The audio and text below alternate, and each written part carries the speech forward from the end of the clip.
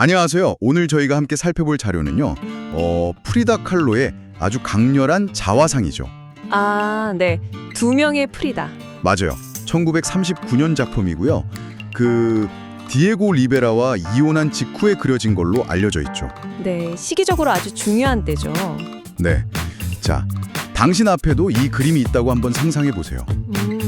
똑같은 얼굴인데 두 여인이 나란히 앉아 있어요. 근데 분위기가 사뭇 다르죠? 그렇죠. 확연히 차이가 나죠. 왼쪽 프리다는 흰색 유럽풍 드레스. 근데 가슴이 열려 있고 거기서 피를 흘리고 있어요. 손에는 가위 같은 걸 들고 있고요. 네, 핏줄을 끊으려는 듯한. 반면에 오른쪽 프리다는 굉장히 화려한 멕시코 전통 의상을 입고 있죠. 심장은 온전해 보이고요. 역시 가슴은 열려 있진 않아요. 그리고 그 손에는 작은 초상화가 들려있죠. 디에고 리베라의. 맞아요. 그리고 두 심장은 또 핏줄로 이렇게 연결돼 있고 정말 복잡하고도 매혹적인 그림입니다. 네, 처음 보면 여러 가지 생각이 들게 만들죠. 이 그림이 담고 있는 그 분열된 자아, 또 사랑과 상실의 의미는 과연 뭘까요? 함께 좀 깊이 들어가 보시죠. 여기서 흥미로운 점은 프리다 자신이 이 그림에 대해 직접 남긴 말이 있다는 거예요. 아, 그래요? 뭐라고 했나요? 한 명은 디에고가 사랑했던 프리다. 다른 한 명은 그가 더 이상 사랑하지 않는 프리다라고요. 아, 직접적으로 그렇게 언급했군요. 네, 그래서 오른쪽 그 멕시코 전통 의상을 입은 프리다가 바로 디에고가 사랑했던 자신인 거죠.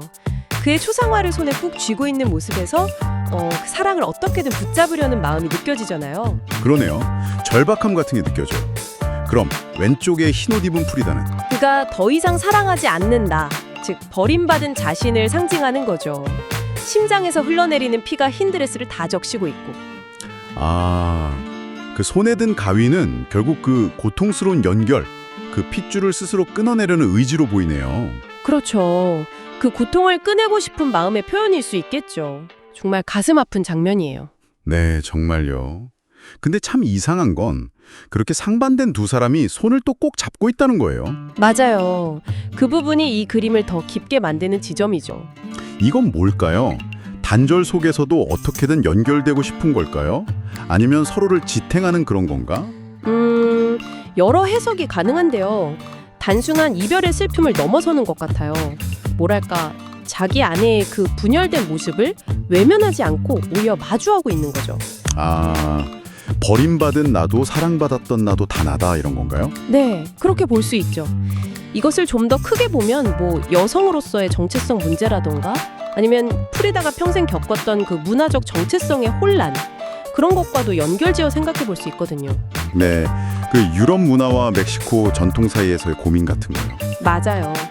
결국 사랑을 통해 확인받던 나는 이제 누구인가, 이런 질문을 던지고 있는 건지도 몰라요.